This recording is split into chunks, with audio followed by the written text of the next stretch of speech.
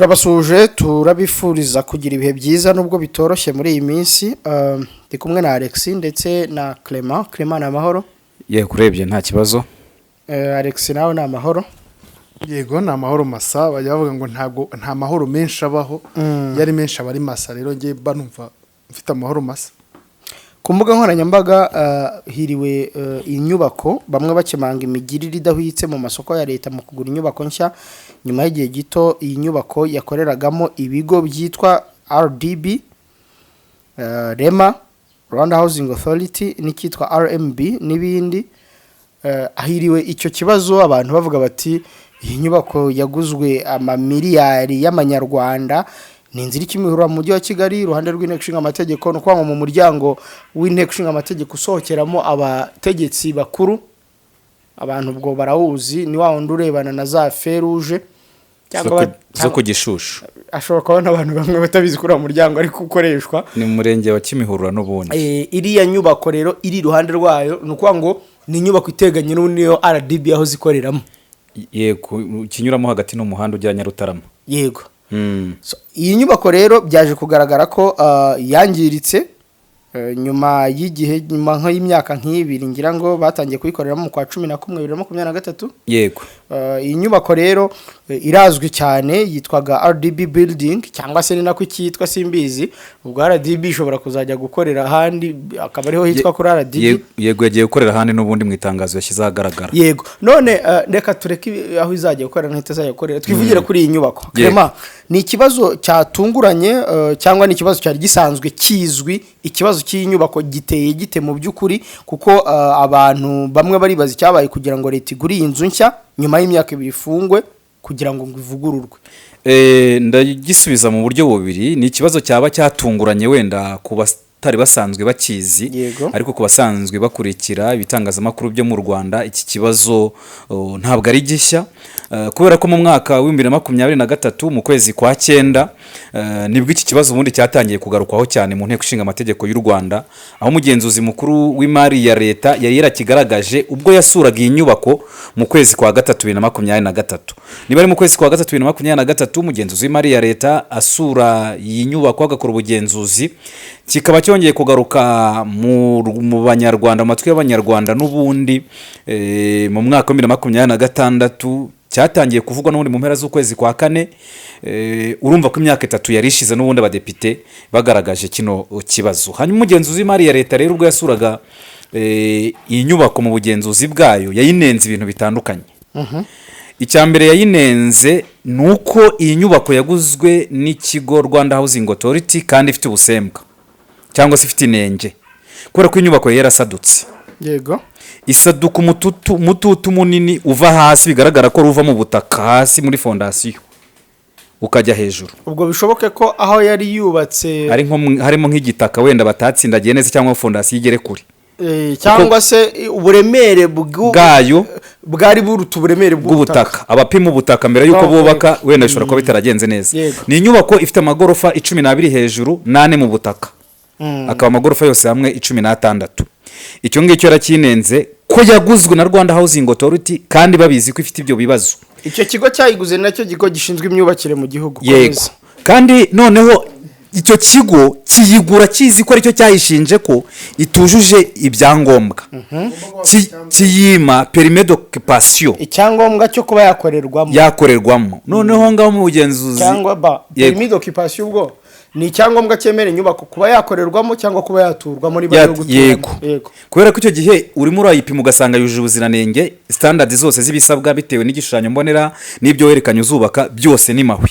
Ariko icyo gihe ntabwo yari ibyujuje mbere na mbere kuba yarasadutse. Icya kabiri, kuba iyo nzu yaragombaga kuba ifite parikingi za kwakira imodoka 900. Iyo ubu ngubu yayisanganye wenda kugeza na n'uyu munsi 149, kimwe hafi cya 6 ko n'icyuzuye neza. Iyo kiba cyuzuye ariko ari 150 zifunze, wakuba 6 zikabona kuba 900.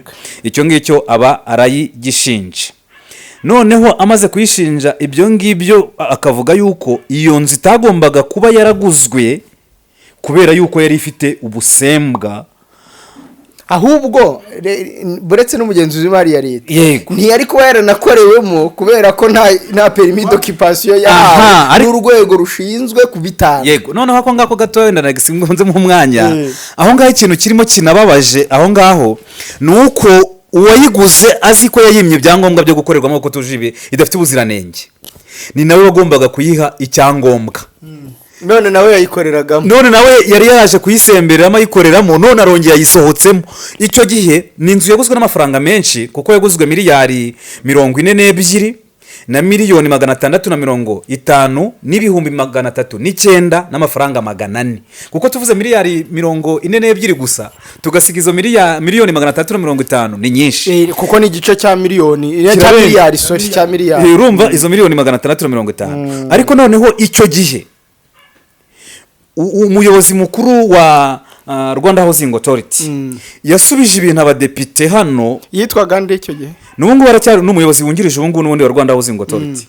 Icyo gihe umuyobozi mukuru bo nibuka ngiye ni witwaga Didier Sagashya dutaha convention center. Ubungu rero narebye ku rubuga mbona ari umuyobozi wungirije wa Rwanda Housing Authority. Ubungu icyo gihe ni Dr Noel Nsanzineza. Yavuze ko imbogamizi zabayeho zishingiye ku bikoresho bimwe na bimwe byatumijwe hanze, nkibaza gusaduka kw'inzu kuva hasi mu butaka n'ibikoresho. Iyo nzu ko atari yawe wayiguze, kuki utaguze indi cyangwa ngo yubakire mbere yo kugura inzu ukavuga kwibaza ibikoresho byari kuvugwa na nyirayo nyiri kuyubaka. Hanyuma icyo gihe wumva ikintu yavuze hano ngo ikijyanye n'ibitari byarangiye gukorwa neza mu masezerano y'ubugure byagombaga gukosorwa na nyirinzu, ariko mu masezerano harimo ko igihe atabikosoye tuzafatira amafaranga agera kuri miliyari 2 z'amafaranga y'u Rwanda. Kubikosora rero byaramunaniye, nubwo yagiye agerageza tuza gufata umwanzuro wo gufatira ayo mafaranga miliyari 2 z'amafaranga y'u Rwanda. Ubu twatangiye kubikosora dukoresheje ayo mafaranga. Ubu imirimo yaratangiye hari ku itariki 6 z'ukwezi kwa 9 2023. Reka rero mbabwire mwabagabo mwe turi kumwe hano muri studio, iyo leta y'u Rwanda iri kwigisha ibijyanye no kugwingira n'imirire mibi ivuga iminsi 1000 yego yo kwita ku mwana. Uyu mwana wapfiriye muri fondasiyo niwe bafatiriye miliyari 2 kugira ngo bazazimureresha amaze kugiza imyaka 5. Icyo nabazaga uyu mugabo wa Rwanda Housing Authority we ari mu baguze inzu. Yego, ari mu baguze inzu kandi ni nawe wayibye baguze inzu ubwo yaguzwe na leta, ariko nawe ari muri leta, nawe ni leta yayikoreragamo yayikoreragamo kandi niwe wayimye icyangombwa. Ni nko kujya nanjye kubigereranya nko hagati ibintu by'urushako rege wango ni nko gushaka umugore wanenze uvuga ngo wenda cyangwa gushaka umugabo gati uriya muntu ntabwo yavamo umugore cyangwa ntiyavamo umugabo, ariko kongera ukanyura inyuma ukajya kumushaka. Sinzi muri kubiri ushobora kujya kurambagiza umukobwa, wamurambagiza wagerayo ukabona afite inenge utakwihanganira ukamureka, noneho nyuma bwacya mu gitondo ugasubira uvuga ko rero umukobwa mwiza ku isi, isimba isonga ku isi iruta abandi. Nicyo ndi kubona nkibaza rero wenda muramfasha kubisobanukirwa. Ubundi inzu yari yandi ni umuntu utari kuvugwa mu nkuru. Inzu yari yandi leta yiguriye mu nkuru uyu muntu ntavugwa. Kuva icyo gihe mu mwaka wa 2023 kugeza uyu munsi 2026 nyirinzu nenkoni. Ariko dushobora no gushakira ku bantu ku ntugu zabo bameze ukuntu, kuko muri iki gihugu abantu bafite amafaranga murazwi tubwizanye. Noneho wanareba nabitwa ko bafite ku ntugu badakomeye, wanareba n'abashumba. Ikintu kiri bukwereke, reka nze mbikwereke ahantu wasanga uwo muntu ataragafuka imvugo rimwe nyirinzu cyangwa se iyo kompani yayubatse. Kubera ko nicyo gihe bamubajije n'undi Dr Nsanzineza ati icyo kuba inzu yaraguzwe nta cyangombwa cyo gukorerwamo irabona. Dr Nsanzineza ibaze n'umuntu docteur, urumva urwo rwego wagezeho, aravuga ati ni intege nke zabayeho, ariko byatewe nuko hari ibyari byaratangiye gukorwa byagombaga kubanza gukosorwa, ari nabyo byatumye dufatira amafaranga. Noneho urumva hari ibintu umuntu avuga nawe ukumva rwose, kuko hano Depite Muhakwa Valence perezida wa PAC yego yahise amubaza, yabamubajije icyabirukansaga cyatumye inzu igurwa shisha itabona, itararangiza kubakwa cyangwa ngo ihabwe icyangombwa cyo gukorerwamo. Ko ayo makosa nta hantu twari twayumva ko inzu ishobora kugurwa ubizi ko nta cyangombwa ifite, nta kikwirukansa, wajya kugura ahandi wakwiyubakira, mwirukanswaga n'iki? tuzarwubaka. Iyi niyo paradizo se. Ati rero iyo mushaka mwari kwiyubakira, mwari kubaka, kuki mwaguze ikintu kituzuye mukavuga ngo muzakomeza mwiyubakire? asubiza ati wasubiza iki? hari ibintu biba birenze ubwenge. Hari ibintu biba birenze ubwenge. Ariko se baretse gato uri gutekereza iki ku cyatumye bahisha nyir'inzu? nicyo ubundi nari kugira ibyo mvuga byinshi namaze kumenya ngo nyir'inzu ninde, turabibaza nde. Hari igihe ibintu biba muri football ngo turabyegeka kuri indi, umutoza umusifuzi turabyegeka kuri indi, bayikura ngo igisubizo turagishakira kuri indi. Ngo bagukize ibibazo nanone kugira ngo mushake igisubizo. Kugeza ubu rero ntabwo ndi kumva. Ariko se kwanza reka tureke no kwibaza kuri icyo kibazo cya nyir'inzu. Ubundi nyir'inzu niwe ufite ikibazo cyangwa baguze inzu niwe bafite ikibazo kugeza ubu? Ikibazo ngiye ntabwo nkibona kuri nyir'inzu, ikibazo gifitwe n'abaguze inzu ko nabo bayitabye. Ubu ngubu uje nka guhangika. Ubundi ikibazo ni wowe gifite. ndasetse kubera ko ikantu ko guhangika barakankoze nanjye ndetse ikibazo kuri za nkweto waguze online, za nkweto waguze online ndabyibuka. Buri ikibazo ni wowe, ikibazo ni iki? Ikibazo ni waguze urumva nagendeye ku ifoto ugura ibintu nanjye niba hari abampaye ikarito sinigeze no kubona uzambaye, sinya nshaka kubyibuka ahubwo buriya mwarazicanishije imbabura. Buriya ikibazo mbona kuri Rwanda Housing ndetse na RDB muri ubundi iriya nzu ya RDB building yego turi kuvuga yego ni inzu ya leta yaguzwe na leta, yego yakoreragamo ibigo bitandukanye, ibigo bitanu. Ni ubundi sinzi ni ikintu nyine ntari kubasha kumva kugira twumve ko ari cyo twasangira kugira gushaka nyiri kibazo hagati y'ugura n'ugurisha. Ninde wagiye kugurira leta iriya nzu? Ni RDB, ni Rwanda Housing Authority, ni umwe muri ibyo bigo bitanu. Inzu yaguzwe na Rwanda Housing Authority ni ifite izo nshingano mu izina rya leta y'u Rwanda, kuko era ko ari inzu. Ariko noneho nkumva n'ubundi itarakugura iriya nzu ngo ifate kira cyemezo yonyine hatari bosi wayo Minisiteri y'Ibikorwa Remezo, kuko ntabwo numva ko Rwanda Housing Authority ikigo gishamikiye kuri Minisiteri cyagura iyo nzu ifite ubusembwa Minisiteri ariwe bosi w'icyo kigo itabizi. Ibikorwa remezo bya leta biri muri Minisiteri y'Ibikorwa Remezo. Rwanda Housing Authority ni ikigo kiri anda cyangwa se kirebererwa na Minisiteri y'Ibikorwa Remezo. Twagiye Bwana Jimmy Gasore harya yabaye nominated rya, ariko ibyo bintabwo ko nawe yagomba ko yarabisanze wenda akabishaka. Ofete ntabwo muri leta kuvuga ngo naje ikigihe cyane haba ibintu byitwa ihererekanya. Yego iki kibazo Jimmy Gasore rwose buriya arabizi neza. Yabivuze Alex, ibyo bintu bajye babibwira president ngo ntabwo twari tubizi ibyo bintu by'ibireka. Jimmy Gasore ngo turabizi ntitubizi ntacyo biri bumare kuri miliyari 40 na zingahe z'abanyarwanda zitikiriye hariya. Kuvuga ngo simbizi ndabizi biriya ni ibintu bishaje. Nunaba nominated kuri ya Europepa icyo kintu uzagendera ugenda witeguye ku bintu byose. Ntabwo uzi muzungu Gerard ibyo bamubaje Karongeje bundi atukura iki wagiye kumara iki bagutumye iki rutaraza se.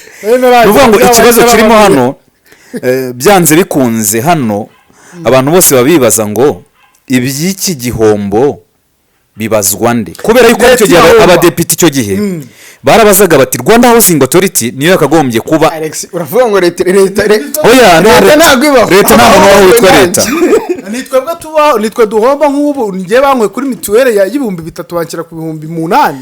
No kuvuga ngo Alex cyo umuntu agombye kuvuga hano aho no ndi guhombera nuko urumva ikintu ugomba kumenya muri rusange. Kuri iri segonda nibura abantu 16,000 bari mu kirere mu ndege bava ahantu hamwe bajya ahandi. Kuzenguruka isi bisigaye byoroshye ku buryo uko turi miliyari 8 dusa naho turi abaturanyi kubera uburyo bwo gukora ingendo bisigaye bikorwa. Ikibazo nuko gutegura urugendo bigora. Gukora reservation ya tike y'indege gushaka viza, ubwishingizi bw'urugendo.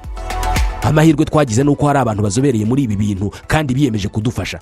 Abantu nka Ireme Travel Agents Limited, kompanyi nyarwanda iri mu za mbere muri serivisi zo gutegura ingendo, ubukerarugendo no kwakira abantu. Kompanyi yemewe n'ihuriro mpuzamahanga ry'ubwikorezi bwo mu ndege IATA.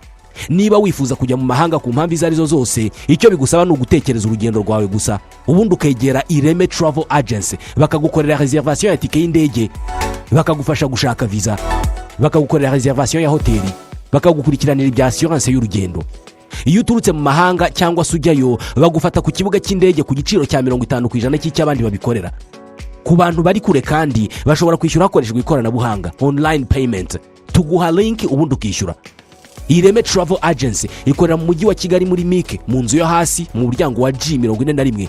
Hamagara 07 85 36 48 cyangwa 07 89 88 0339. Ushobora no kwandika email kuri info@iremetravel.rawa. Wanasura urubuga rwa internet wa@iremetravel.rawa. Hit target. Ngo hit target. Wabyumvishe nibyo, ni Hit Target Business Limited. Iyaje ari nk'impanda Imana yihereye abanyarwanda, ni marayika utaka amazu. Ubu ntibikiri ngombwa kongera gukubita amaguru ugana ibwota amasimbi gushaka ibikoresho by'ubwubatsi, kuko Hit Target Business Limited ihakubereye. Hit Target Business Limited dufasha bifuza gutumiza no kurangura ibikoresho bya kenkayori mu Bushinwa, nk'amatoilette ya Milano, amabuye ya marble mu gikoni, amabati plastike biheri yo ku maportail, amahoti yo mu gikoni n'ibindi byinshi byiza watumiza by'ubwubatsi mu Bushinwa. Kubifuza gukorana natwe mwizu yaza, hamagara kuri telefone ureba kuri screen yawe iri no kuri WhatsApp. Hit Target Business Limited ni marayika utaka amazu. Abadepite bari bazaga bati Rwanda Housing Authority niyo yakagombye kuba ibi ntangarugero. Ibi ntangarugero nyine igakora ibikorwa nyine bizima. Niba ugiye kugura ikintu wasanga ituje ubuziranenge, kuko niwe wagisuzumye ukimye ibyangombwa. Wakimye ibyangombwa none ugarutse kukigura uravuze ngo uri gufatira miliyari 2 kugira ngo uzakosore ibyakosamye. Urimo kuzikoramo icyo gihe 2023 wari kuzikoramo ukosora ibikosamye. 2026 ndagira ngo nkubwire ko mu cyumweru gishize, sibyo?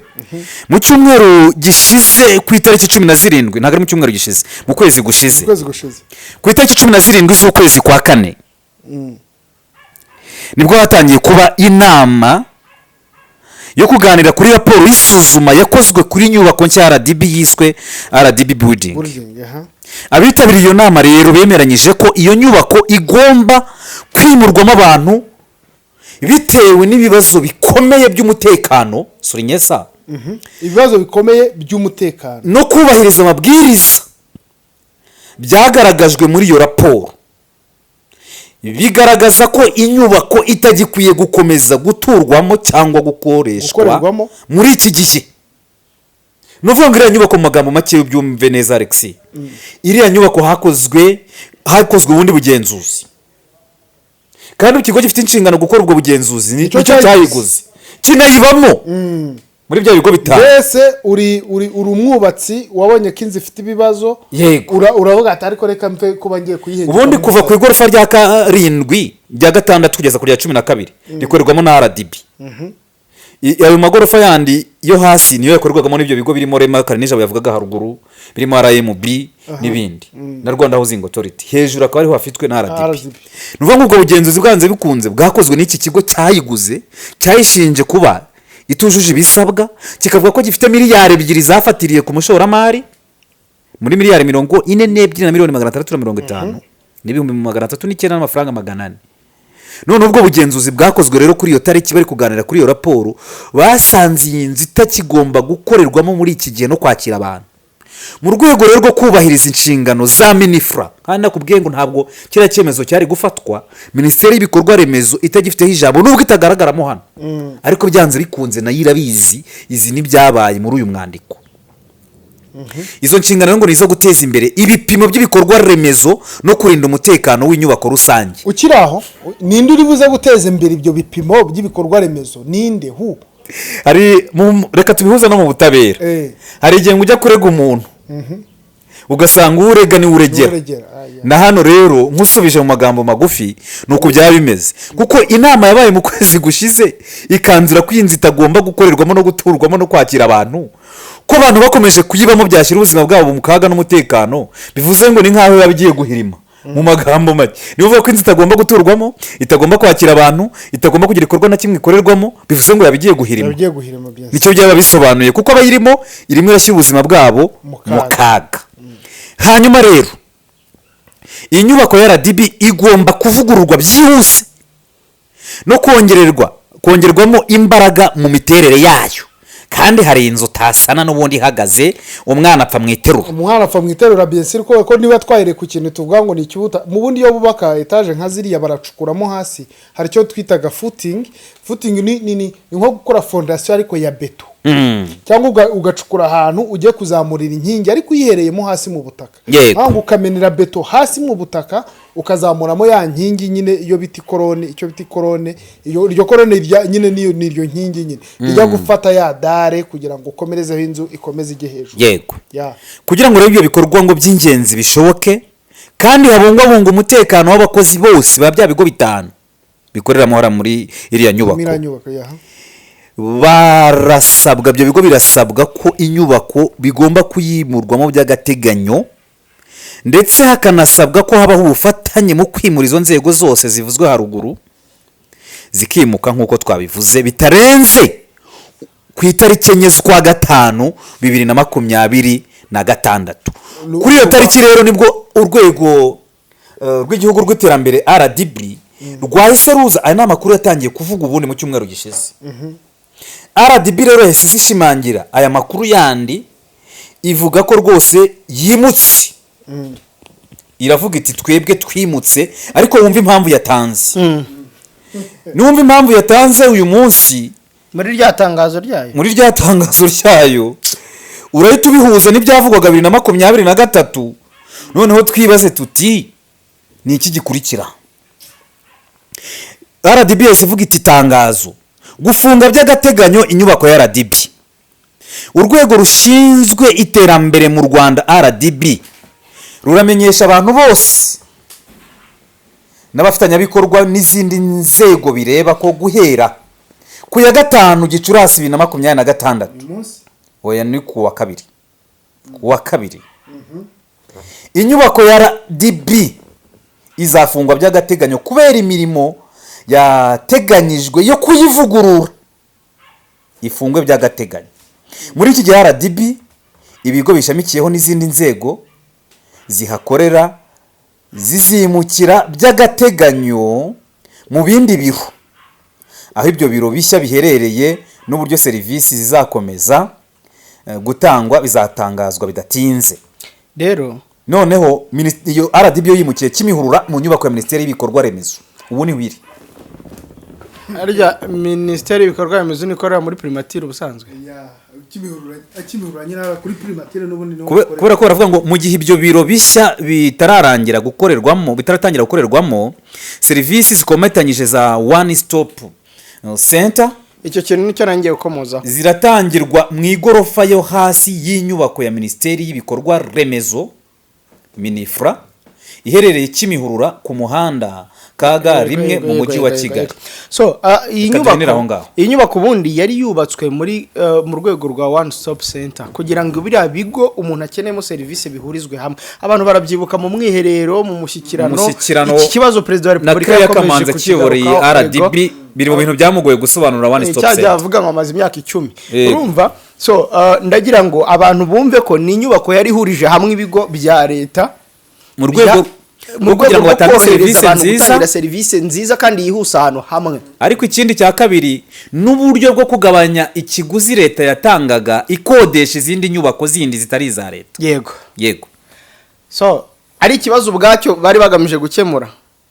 Nticyakemutse by'iminsi mike ubwo, kubera ko nubwo bahaganaga ubuzima bwabo buri mu kaga n'abahakoreraga, ariko bahaganaga n'abahakoreraga dushimye Imana ko bavuyemo amahoro. Ubundi nicyo cyambere cyo kwishimira kugeza ubu muri ibyo byose.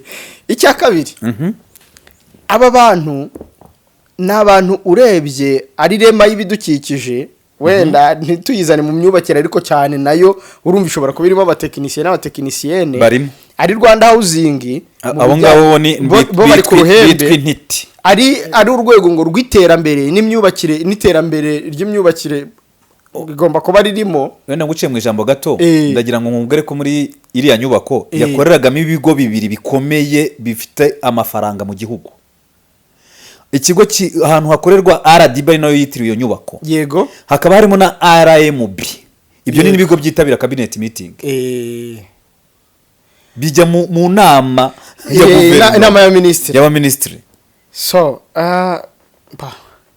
hari ibintu birenga ubwenge bwa muntu. Nge nyine ndi kubona ikigo cy'ubutaka nacyo rega cyabagamo Land Center, yego, ndi kubona buze cyagombaga kuba mu nyine n'ubundi. None se aba bantu ariko rero nge ndumva parke ikwiriye kongererwa imbaraga. Oya, ikibazo si parke. Oya no, kubera ko urumva Muhako Valence ikintu yabajije Depite Muhako Valence 2023 kikaba kigiye gushyirwa mu bikorwa 2023. Ahubwo ntekereza ko dushobora mu mugenzuzi w'imari ya leta nanone mu minsi iri imbere cyangwa mu myaka iri imbere dushobora kuzongera kubona nanone kigarutse mu nteko bwa kabiri. Noneho n'ibyemezo byitwa ko byafashwe ngo byo kuyivugurura, kubera yuko ndumva ahubwo bakwiye no kuyisenya. Habaye inama mu kwezi gushize, nkwibutse ko habaye inama ariwe yafatiyemo ku itariki 17 z'ukwa kane. Kuva icyo gihe niyo yafatiyemo bino byemezo, kuko byagaragaye ko inzu itagifite ubushobozi bwo gukorerwamo no kwakira abantu. Bivuze ngo mu by'ukuri ubivuze mu mvugo ya giseseka yabigiye guhirima nyine. None se inzu itari bukorerwemo n'ibitari yakira abantu byaba bimeze bite? Noneho ibyo bibazo abantu baribuka ikintu cyitwaga Nyarugenge Pension Plaza, se ntabwo nzi n'ibiki. Mu Kanogo irahari, iracyahari. Muribuka ukuntu yari imezeyo? Nge nahinyuriye rwose, ndahareba ndahafotora, ndavuga nti nkorera muri iyi nyubako najya nakurushya rwo gukorera mu rugo. Ndumwe mu bakozi bakwiye kuza muri iyi nyubako. Ubwo ushatse n'ubungubu wakongeraho stade Umuganda. Urebye ukuntu stade Umuganda imeze ubu, sinazi ibintu yavuze. Urebye ukuntu stade Umuganda imeze ubu ngubu biteye isoni n'agahinda. Kandi ikinirwamo harya nta zindi nyubako. Stade Huye iravugururwa buri myaka ingahe? Stade Regional Nyamirambo amatara na moteri byageze ubwo bihuruza umukuru w'igihugu, abavuga ati byagenze bite stade ihora izimizi. Na n'uyu munsi ntabwo ibyo bibazo byari byakemuka. Ukareba izo stade zindi zagiye zubakwa, urebye iri Ngoma, urebye iri Bugesera, ni stade ushobora kujyamo imvura yagwa uri muri stade mwese mwitwa ngo muri VIP mukanyagirwa. None twagiye mu modoka turanyagirwa, ushobora kunyagirwa muri iyo stade nk'iyo modoka twagiye imvura iri. Rero Alexis, ngewe na Clement hari ibintu mba ntumva rwose pese nkubeshye. Noneho waruvuze ngo ofete buretse gato abayobozi bacu please mujye mugira isoni. Rwose mujye mugira isoni. N'ikimwaro n'ukuri pe, igihe kirageze kugira ngo abantu bagire isoni. Kandi ari impamvu abayobozi batagomba kugira isoni. Ejo nawe nandikira ambassadeur Jean Dodier, ndamubwira nagushimiye cyane uburyo Jean Dodier wihanganye muri Minefro. Nagushimiye uburyo wabwije abanyarwanda ukuri ko niyo umuhora urumuzi wafungurwa essence na mazutu bishobora gukomeza kuzamuka mu Rwanda. Abantu bakwiye kubwizwa ukuri, bakabwirwa impamvu kugira ngo ejo cyangwa ejo bundi tutazumva ngo Iran na Amerika byumvikanye tukagira urumuzi urafungurwa none na nubu essence iracyari ku 3,000 cyangwa 4. Ibyo bintu abantu bakwiye kujya bagira barenga, bakagira isoni, bakarenga ibintu byitwa politike, aho kugira ngo uze kwirarira ku bantu babwira ngo urumuzi nifungurwa, umuyoboro wa urumuzi nufungurwa niba ari inzira urumuzi ngo abantu bazabona petrol na mazutu. No, kubera ko bishobora kutugeraho nyuma y'amezi 2 cyangwa 3. Muri amezi 2 cyangwa 3 ibiciro bishobora kuba bivuguruwe 2 cyangwa 3. Ibyo bintu abantu bakabimenya. Niba ubonye ikibazo mu nyubako ukayima permis d'occupation ukajya kuba occupé par iyo nyubako, bitufite icyo kibazo. Ubundi uri docteri kandi tuzi urwego ubundi rwa docteri. Hari ibintu biba birenze n'ubwenge bw'umuntu. Umugenzuzi mukuru mari ya leta arabikugaragarije. Ugeze muri parke barabikweretse, urarenzuzanya ibintu. kandi noneho ni wowe wayimye icyangombwa uravuga ngo kubera ko ngo ifite ibibazo ngo dufatire miliyari 200 ngo tuzayisana miliyari 2 ngo tuzayisana muri ayo mafaranga. Ikintu cya mbere mbona hariya nuko wenda umuyobozi wagaragawe n'ibyo bintu ajya muri parke bakabivuga parke nta kibazo ifite, ahubwo ubushinjacyaha cyangwa se Minisiteri y'Ubutabera ikora iki ku bantu baba bahombeje ubushinjacyaha? Hano harimo ikihe cyaho ubundi tugaruke muri context y'amategeko. harimo imikoreshereze mibi y'imari ya leta. Yego, icyaha hano kirimo. Icyo ni icyambere. No kugusha leta mu bihombo. Icyo ni icya kabiri. Kuko byanze bikunze hano urebye icya gatatu nyuma y'ibyo byose ntihaburamo ruswa irimo. Ntishobora kubura ukomeje gutera. Kuko zino miliyari 42 ntabwo ntekereza ko ubwo kuko bafatire 2 reka tubare miliyari 40 na miliyoni 650 ibihumbi 309 n'amafaranga 400. Yego, aya ngaya koko ashobora kuba atarageze mu mufuka w'uwo muntu uri kugirwa ubwiru, kubera ko babyemereye imbere ya parke ko ahari miliyari 2 ko bazifatiri ubwo nazo ariko wazibabaza bakazirikana. Noneho konte yandi noneho izo miliyari banawuzingi yandi. Reka nkwereke igihombo umuntu uri ku rwego rwa dogiteri ari igihe umuntu asobanura ibintu. Mu minsi ishize ko isimbije ku rwego rwa dogiteri ari dogiteri minisitiri w'ubuhinzi n'ubworozi yarakiri muri lab ndabamenye. Yego, yari yitabye parke ari kumwe n'umwungirije witwa Dr Ndayisenga n'indisi nyibuka neza. Bari gusobanura ibibazo by'amafi, icyuzi cy'amafi Nyamagabe. Ahantu hari gomba kubaka icyuzi kizagituburirwamo amafi. Hari abazita ingemwe nazo, reka tuvuge ko ari ingemwe gutuburirwamo amafi. Yego, umurama. Yego, tuvuge mu buryo bworoshye bwo bari kujya batuburiramo amafi, u Rwanda rukihaza ku biribwa bijyanye n'amafi. Mu nteko ubo bari gusobanura yuko bamaze kubaka iyo nyubako. Yego, ariko noneho kuri tere nta kintu na kimwe Dr Ndayisenga arimo aravuga ati twebwe twamutangiye kubaka nubwo byaruzuye ariko ntabwo twatangira gutanga umusaruro uko byifuzwa. Yego, wenda niyo wari 1% 2 inyubako irahari. Ariko bahita bahagurutsa aho ngaho mu nteko umuntu wo kuri tere arahabwa ati Nyamagabe aravuga ati nyabanya kubaha nta bihari rwose ubu ngubu nibwo bari muri fondasiyo. Please nibyo reka guseka Alex bino bintu biri serious. Nibyo naze mbabwira n'abantu bakwiye no kugira isoni nibura. Nta soni bagira n'ikimwaro. Ubundi umuntu nka dogiteri yagombye ko ari mu bantu batekerereza igihugu. Yego, imirongo migari no kwerekana ingamba mu Rwanda gutekerereza igihugu ntibigisaba titre. Noneho ubundi gutekerereza igihugu bisaba umutima, ntabwo bisaba ngo ariko noneho n'uriya muramutse muganiriye ku ruhande abantu baragenda akihindura. Abantu abemera mu bakatolika hari abajya bavuga ngo Yezu yihinduye ukundi, hari abantu nabo bihindura ukundi keretse ariko nawe ubwo turi kuvuga gutya hashobora kuba hari izindi mpamvu. Nyine niyo mpamvu umuntu hindura ukundi ntabe bese gato kuko twatangiye twibaza ngo iyi nzu ni iyande. Ntushobora kwihindura ukundi kubera nyiri inzu. Nibyo no kubwira ngo nibyo turi kuvuga ko n'ubundi uko byagenda kose hano harimo icyaha cya ruswa nticyaburamo. Bari kwanga gushyira ibintu muri rusange cyangwa kubishyira ku mugaragaro. Ni muzi muvandimwe se mu myidagaduro wihinduye uwundi kubera abandi. None bakaba ari ahandi n'ubundi ari ahandi. Rero nubona wihinduye ukundi kubera abandi ashobora gushyirwa ahandi kubera hari ikintu bitangwa gukingira ikibaba. Ashobora gukingira ikibaba ugahita ujya munsi y'ikibaba. Nahoze mbaza umuvandimwe umwe ukora muri ribu ntubusibi nabyo tubirarangira gutya abantu bimukire mu zindi nyubako bafata miliyari 2 bayisane ubuzima bw'igihugu bukomeze. Mu cyumweru gishize kanijabo ati nanjye ntegereje kureba iyo dossier muciye mu ijambo nta kirabukomeze kubera ko iyi nkuru ngizi 2023 Clement uko wari uyizi icyo gihe wenda n'uburemere yari ifite icyo gihe butandukanye no gushobora ariko imbaraga zatumye nta gikorwa n'uwari witabye agakoma muri icyo kigo n'ubungu bakaba kiri mu bayobozi bacu. Reka nkubwire rero dufite n'ikibazo hano mu Rwanda. Urumva buretse gato Clement nkubwo icyo kibazo warakimenye. Wenda nanjye kukwataka ariko reka mbikore. Dufite n'ikibazo cy'itangazamakuru ryumva ngo minisitiri wa Minecofin ufite ingengo y'imari wenda y'igihugu mu nshingano yagiye arasobanura avuga ko miliyari 5 zizashyirwa mu buhinzi, n'urugero avuga ko miliyari 3 zizashyirwa mu bikorwa remezo, miliyari 10 zizajya mu kugaburira abana wenda ku mashuri.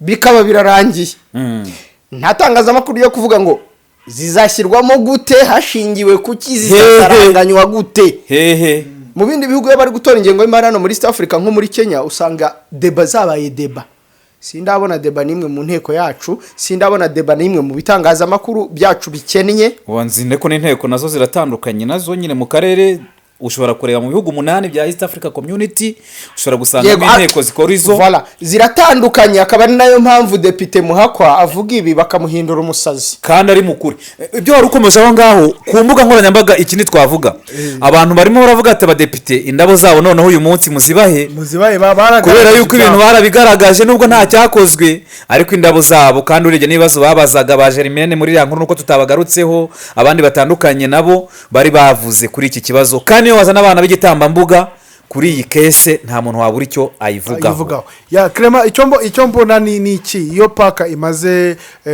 kubaza umuntu bikagaragara ko hari bitaragenze neza hari urugero rw'ibiraro byagiye byubaka muri Muhanga za Nyamagabe hari ibiraro bubatse muri Muhanga ikiraro cyamaze amezi 2 cyambukiranyaga Muhanga na kijya muri Gakenya cyambutse Nyabarongo amezi 2 cyaratwaye miliyoni 140 zingahe zahise zishya amazi yahise agitwara hari ibiti abantu bateye imigano ruguriye mu majyaruguru bagiye gutera imigano ngo afite agaciro ka miliyoni 10 zingahe bagiye basanga nta mugano n'umwe uhari ibyo rero bimurize hari Green Gicumbi umushinga Green Gicumbi abantu bagiye kureba ngo ibiti byatewe basanga rwose ntabyo ibiti byo ushobora no kubitera kuko wenda nigeze no kujya muri ibyo bintu byo gutera ibiti hariya Igicumbi twabiteye ku Murindi ariko ushobora kugitera ugakubitana n'izuba kigahita cyuma ariko ni poor planning nawe bagomba kubazwa niba uzi ibihe by'ihinga mu Rwanda icyo gihe twagiye kubitera mu gihe n'icyaburiro abuze no cyari inkuru kurya habura n'ikibari inkuru ntabwo nakoze follow up ntabapfira gushira ibiti byarumye byose ahubwo dore icyo navugaga ko twabonye igitifu wo muri Muhanga ngo yatemye ibiti mu ishyamba rya leta bari kubaka ikiraro Sirivu hariya mu murenge wa Rongi mu karere ka Muhanga uwo gitifu arakurikiranwa arafungwa ngo yangije umutungo wa leta ariko uyu muntu wongereho ko yaje no kurekurwa akagirwa umwere ntasubizwe mu kazi ntanahabwa amafaranga yakaba yarakoreye nazamuza murana byaye ni byose nicyo gihe yamaze muri gereza ubwo ngubwo nabwo dushobora kuzabona imanza ze arega leta mu minsi iri imbere ntabwo ndasoza ikibazo kubera iki uwo gitifu imbaraga zabonetse zo kumukurikirana ngo yakoresheje nta mutungo wa leta zitaboneka kuri aba bantu banyereza za miliyari ukajya gukurikirana umuntu ngo ibiti reka nze nkwereke mu cyumweru gishize urwego rw'igihugu rw'ubugenzacyaha RIB rwataye muri yombi abantu batandukanye rwataye muri yombi gitifu wa Mageragere mu karere ka Nyarugenge mu mujyi wa Kigali gitifu wa Bugarama we ni mu kwezi gushize kwa kane kandi ibyo gitifu wa Bugarama yarakurikiranyweho byo biraremereye ibintu bijyanye n'ingengabitekerezo jenoside no gupfobya aho ngaho we n'urunguru urubanza rurakomeye ariko twabonye wa Mageragere nari ntanzeho case study hari n'abandi bataye muri yombi harimo bayoboraga muri Ngoma muri Rurindo bari kuyobora ubu ngubu muri Gakenke batandukanye bafite ibyo bakurikiranyweho bijyanye no gukoresha ubasha babwa n'amategeko mu nyungu zabo bwite batanga ibyangombwa bitari ngombwa n'ibiki noneho dutanze urugero gitifu wa Mageragere wataye muri yombi ngo ibyaha byakozwe na 2023-2024 bya ruswa nasemo n'abana bahindaguye abagitifu ubu babahindaguye bose ko ari 35 ariko bahindaguye 34 harimo imbehezu bamwe harimo abazamutse bajya hejuru nubwo nanone ushobora gusanga bagiye hasi mu bundi buryo rega bira ntiwabyita kuzamuka ijana kuko ari igihe umuntu buriya ahantu isi igoraniye ushobora kubona umuntu azamuka n'amaso kandi ari kumanuka yego abantu bajye babimenya niyo mpamvu nyamabwira nti ntabwo amaso yose areba ariko abona kubona umuntu ari kukureba ntukagira ngo niwe ari kureba burya ntabwo bihagije mufite amaso ariko ntimubona so icyo ngiye kuvuga ntimukabone Transparency International Rwanda ivuga ngo ruswa mu Rwanda iragabanuka ariko ruswa nini ikiyongera aho ngaho nkununze mu byo uvuze biroroshye gufata uwatemye igiti kurenza wanyereje miliyari 20 biroroshye muri iki gihugu biroroshye gitifu muri Gisagara cyangwa mu majyepfo aho ngaho 2020 uramuhemba 70 ubuzima bamo buragoye niki ugasanga ni ibibazo urumva ariko noneho ibyo bibazo uwo muntu umutaye muri yombi n'isata n'isuri n'imbaraga z'umurengera ariko noneho wari utanze urugero kuri taransiparansi izo miliyari 40 zo kuri iriya nyubako reka tube tuzishyize mu dukubo ariko raporo wari utanzeho urugero ya Transparency National Rwanda ya 2023-2024 yagaragaje ko miliyari 2,257 zingahe 2,257 miliyari kuko tuba dufite ingengo y'imari y'ibihumbi 6 ubu tugeze muri 7 ariko muri zurumva kimwe cya gatatu cyazo 2,257 bavuga ko ubundi ryo ibivuga neza ubundi kuko yuvuze ngo imakrenya kuyigendera cyangwa avuga ngo yavuze ngo zakoreshejwe nabi bari ku buryo bwo kubyoroshya koroshya imvugo yeza ndonye zarigise niba turi kuvuga izi 42 ukumva ko igikuba cyacitse kandi izo byibuze hari kiriya kibanza kirahenze byibuze hari n'inyubako na biriya bikoresho niyo wanayisenya biriya bikoresho byavaho kiriya kibanza harayo wasagura sibyo ukawagurisha ntuhombe buri wenda ugakoramo miliyari 10 cyangwa 15 yego ariko noneho izo ngizi 2,257 zararigise mu mifuka y'ibifi binini kubera ko hano udufi duto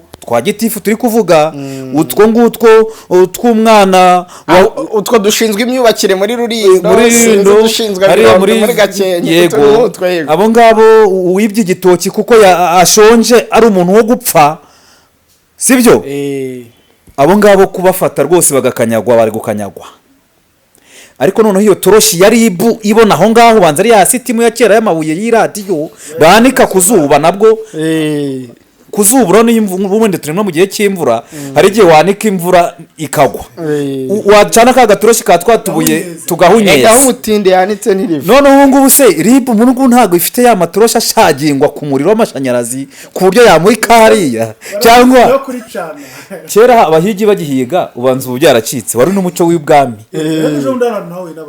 n'amayombo ubwo se n'iki cyamaze ubwoba bashora yimbwa rwose n'iki cyamaze ubwoba simbizi kandi ni muri Kigali utagira ngo reka naretse ko rero byacitse ubwo narabonye ngira ubwoba mu bintu rero byabaga bishimishije ibwami buriya no guhiga byabaga biri muri hobi z'umwami kuko umwami yajyaga guhiga nawe ndetse na rimwe akarushanwa n'abatware yego hanyuma rero ariko hari igihe bavumburaga inyamaswa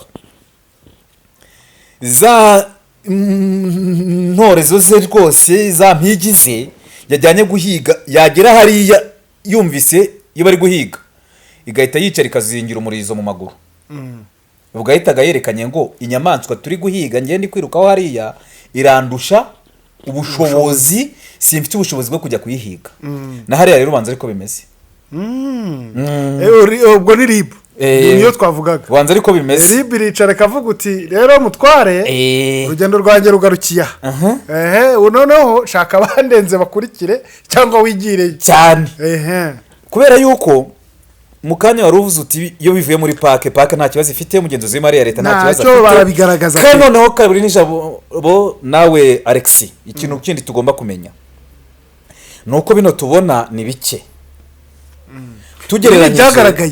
tugereranyije n'ibihari dusubiye inyuma ku ntira raporo ikorwa dushobora kuvuga ngo ahubwo twararembye kubera ko iriya raporo ku bantu bakora ubushakashatsi barabizi umugenzuzi w'imari ya leta agenzura ibigo bya leta na minisiteri n'ibigo bizishamikiyeho ubwo harimo n'uturere n'ibitaro n'ibiki byose n'ibigo bya leta byose muri rusange ariko ntabwo umugenzuzi wa leta afite ubushobozi bwo kuba yagenda ngo agenzure buri gikorwa cyose cyagombaga gukorwa muri ibyo bigo byose ahubwo akuramo impagararizi niba leta ifite ibigo 100 ashobora kuvuga ati ndajya mu bigo 30 ntabwo agiye mu bigo byose muri ibyo bigo yagiyemo areba imishinga agombaga gushyirwa mu bikorwa muri uwo mwaka ntabwo ayireba nayo yose tuvuga wenda buri kigo gifite imishinga 10 sibyo mu bigo 30 ubwo azaba ari imishinga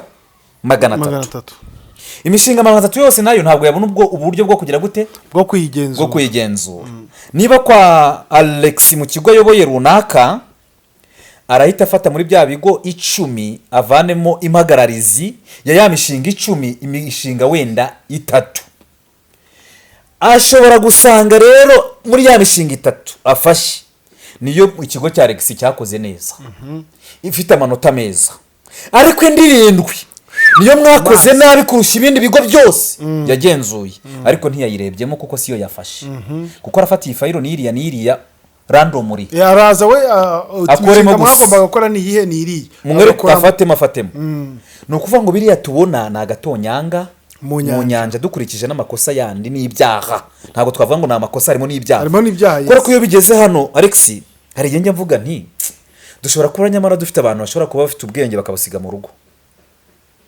umuntu akaba yajya ku kazi ubwenge akabusiga mu rugo yataha akabusangayo bikagutyo bikaburuhererekana, kubera ko Alex uzasanga umuntu wenda afite ititire runaka mu buryo bw'amashuri, ni umuntu uzi ubwenge w'umujeni w'umuhanga w'intiti, ibyo akora mu rugo iwe n'utundi dushinga ashobora kuba afite mu muryango we biri ku murongo bimeze gutya, ariko wa muntu mu kazi ugasanga ikigo ayobora ibintu byaranze ukavuga uti banza wa muntu yaje bubusigara hehe mu rugo, yaza ku kazi akabusiga yataha mu rugo, kubera yuko ntabwo wansobanurira kuntu umuntu ajya mu kabari.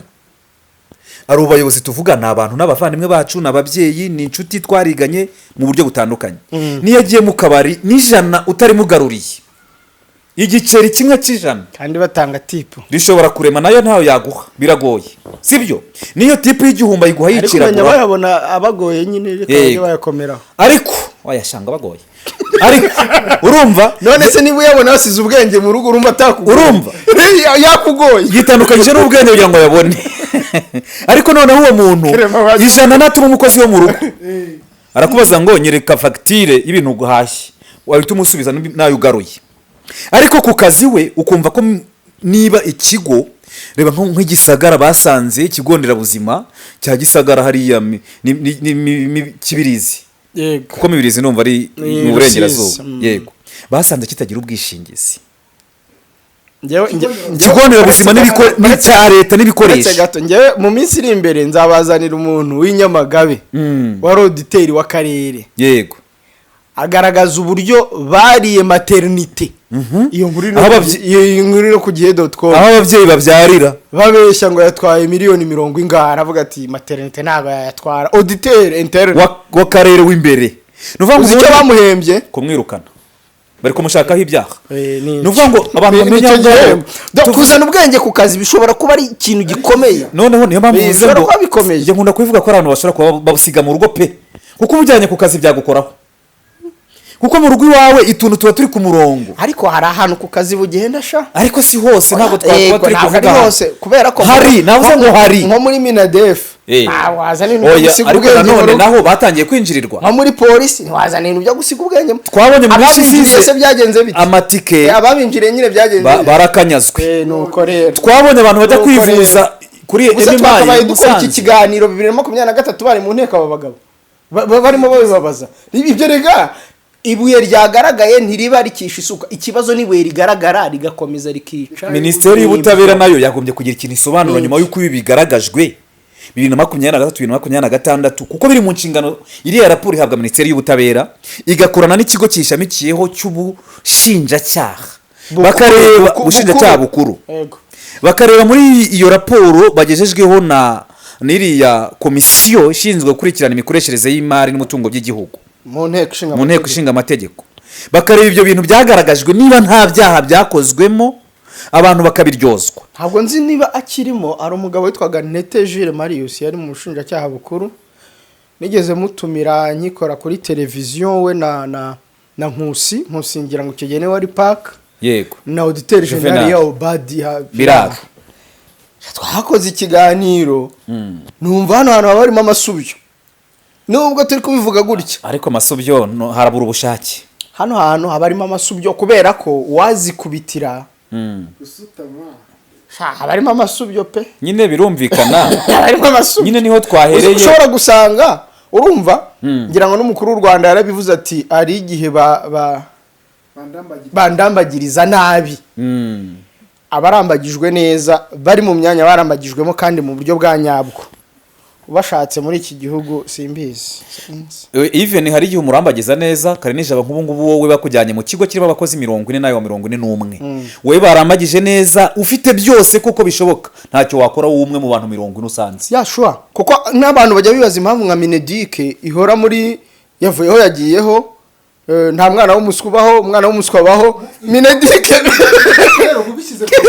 zigizagi nari ngiye kuguha ubwino ariko utabushaka reka mwihorere oya bumuhe abwumve bumubwire mu matwi impamvu Mineduc yitwa ngo yarananiranye ariyo ministeri yakabaye ishobotse kuko ni nayo ministeri ishingiyeho ibintu byose tubamo muri iki gihugu n'urufunguzo. Urumva Mineduc ukuntu mbona nge ikora bijya bintangaza umuntu akabura ngo nta mwana ukwiye gusibira hanyuma hari ibintu hari umudirecteur ejo bundi twaganiraga namubwira nti se kuki mufata abana mukabimura random nyine mukabimura batanafite n'amanota yo kwimuka ati ngo ntabwo twemerewe gusibiza abana ngo abana bagomba kwimuka kuri harebe babyita ngo iki bya bindi basura remedio abana bagomba kwimuka kuri remedio niba ari medio ubwo ibyo bivuze iki naho kuntu abana basubira kwiga muri vacances nzamura bushobozi hanyuma ngo nyine bakimuka nta mwana ukwiye gusibira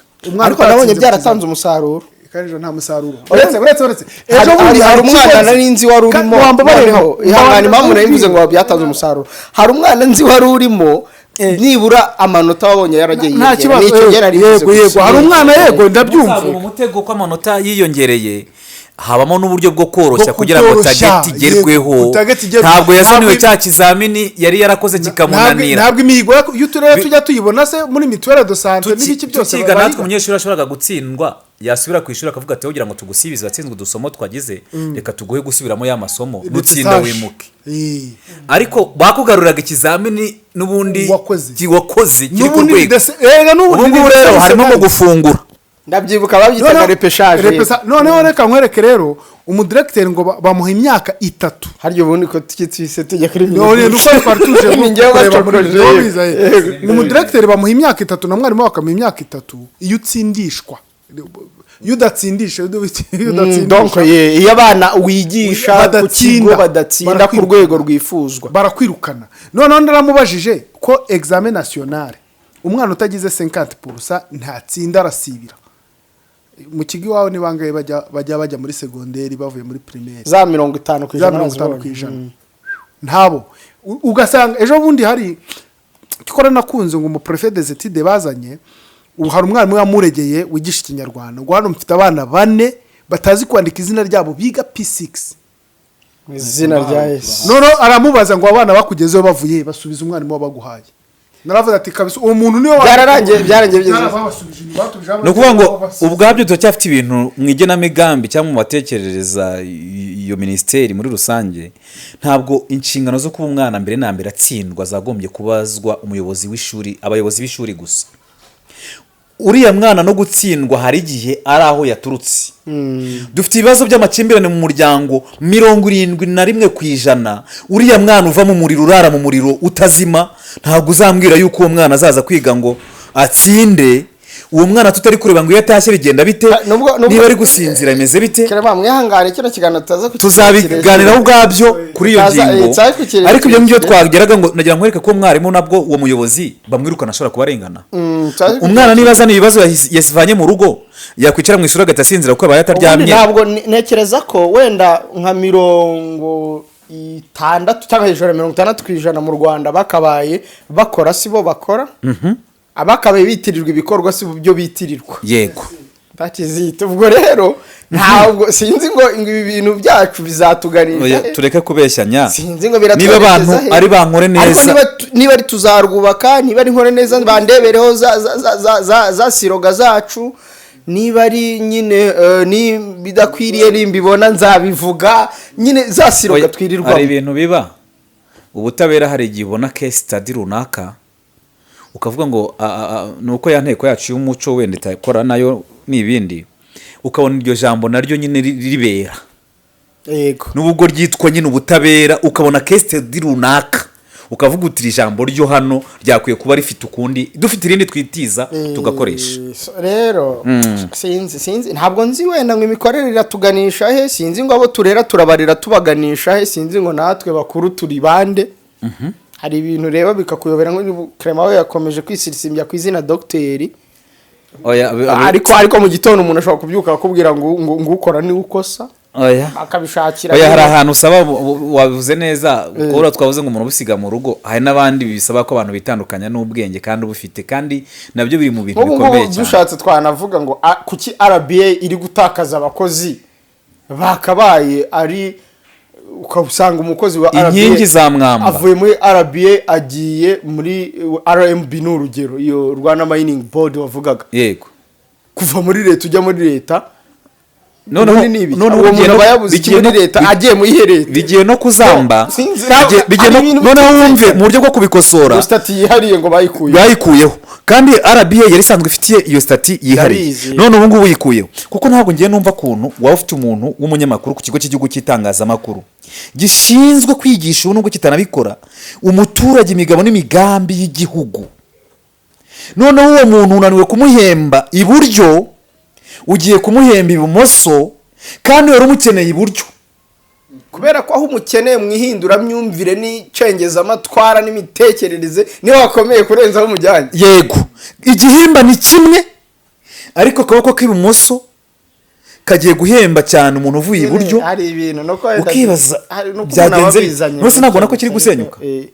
None Contact FM ni kuri yatangiye, none se urambwira ngo yatangiye Contact uri kuvuga ngo igihugu kubaka nukubaka intekerezo z'abene gihugu ubashyiramo iyo mpinduramatwara iyo mitekerereze ukabura kanaka bwacyo ukabura runaka. Noneho kandi none areba runo rwego kuko narwo rwagwa muri rusange rw'itangazamakuru muri rusange narwo ruri gusubira hasi ruraranganya n'amaso ukavuga ngo se ndajyahe ndareba itangazamakuru ryo abantu banadukurikiye bajye bamenya ko rishingira kuri politike y'igihugu. Ntabwo itangazamakuru igihugu gishatse nkuko cyakubaka ubuhinzi kikubaka igisirikare kikubaka polisi n'inzego zindi gishatse igihugu cyakubaka itangazamakuru.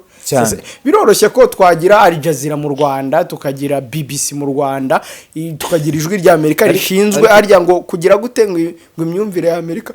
Ijwi rya Amerika ryavuga ngo imigabo hari ikiganiro cyitwaga ngo imigabo n'imigambi ya Leta Zunze Ubumwe za Amerika. Biroroshye ko abumva ikinyarwanda ku isi twababwira imigabo n'imigambi ya Leta y'u Rwanda, mu byemere mu byange tukabyuka mu gitondo wowe wafungura kuri Primo imigabo n'imigambi ya Leta y'u Rwanda, waswicinga kuri TV1 imigabo n'imigambi ya Leta, waswicinga kuri RBA wajya ise hane ko wumva ikinyarwanda iyo ngiyo babyita agenda.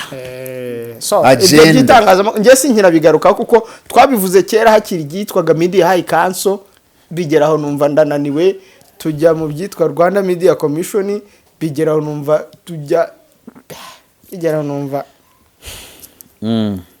navuga ni hari ibintu mbona nyine n'ibindi ntabona.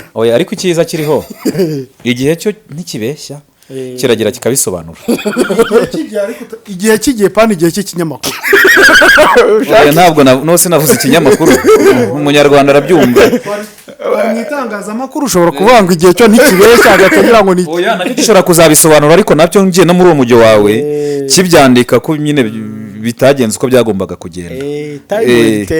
Anyways mureke dusoreza aha ubwo dufashe umwanzuro w'uko aba bantu bakwiye kubibazwa duhereye kuri Arya Noel nde wo muri Rwanda Housing Sanzi neza Dr. Kongeraho ubundi byakabajijwe Minisiteri y'ibikorwa remezo na Rwanda Housing Authority nk'urwego aba batekinisiye bagiye gusinya kuri raporo. Ni gute muganga nshobora kujya ububaze nka muganga ungiye kwipimisha bambwiye ko ndwaye sida wenda sinka nayirwara urumva, ariko none uyu munsi bambwiye ko nyirwaye ejo ndakugarutse nkoze tekinike wa muganga ari wavuze ko ndwaye aranyejeje uwo ni umurozi ntabwo araba akiri umuganga. Ibyo tuvuga rero mu magambo byanditswe mu bikorwa ntabwo u Rwanda rwazaba mureke umureziye kuba umurozi cyane rwose. Sibyo ni icyo twavuga. Ikindi cya kabiri wenda ngiye navuga abantu nibagira isoni bagira umuco wo kugira isoni ikimwaro. Hari isoni ku mafaranga Dan Alexi erega ayo uzagera yose nitukujyanira usororo ntuzayajyana ariko nta kibazo uzayajyana hari abantu rero hari abantu ushobora bwate ibyo bireke nyabone anyways ariko wenda wa mugani biterwa n'umutima ikindi nanone hano kibura ariko n'abantu nibamenye ko abaturage wategekaga nyuma ya jenoside yakorewe abatutsi muri 1998 nyuma yayo ntabwo ari bufite ubu ufite abaturage bazi what is going on mu Burundi muri Kenya abagenzi barabona ibyo bazi urumuzi baratubwira ko bamaze kuyimenya urumuzi barayimenya wowe kuki udakura mu mutwe nibyo nakubwira ngo nawe mbwira nti uramunyamabanga wa leta muri Minefra ni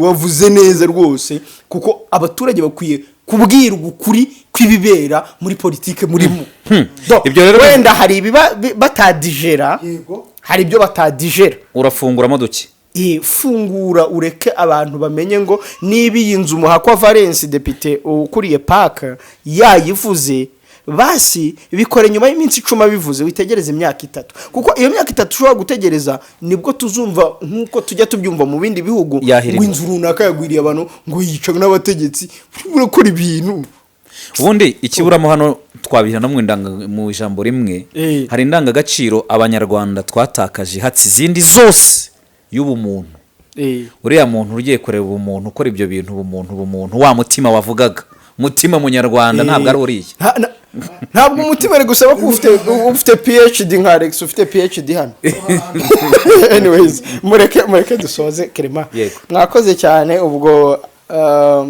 ararekwa ntashira ikindi baravuga ngo umutima muke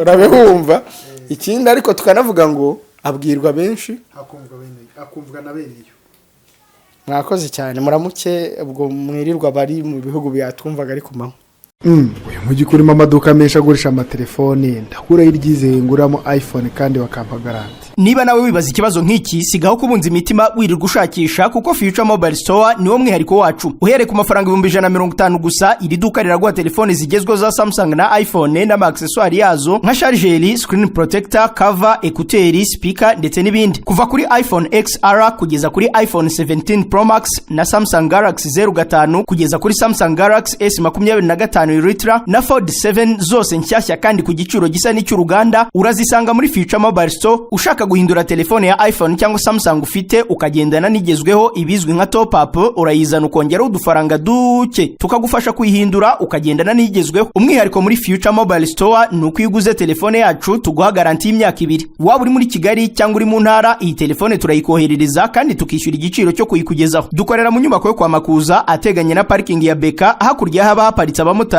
ku muryango wa 35 ku bindi bisobanuro waduhamagara cyangwa ukatwandikira kuri 07847286 no kuri website wa eshatu@futuremobilestore.rw wadusanga no ku mbuga nkoranyambaga zacu hose ni Future Mobile Store gana Future Mobile Store telefone zigezweho mu Rwanda tuzishyire mu biganza byawe.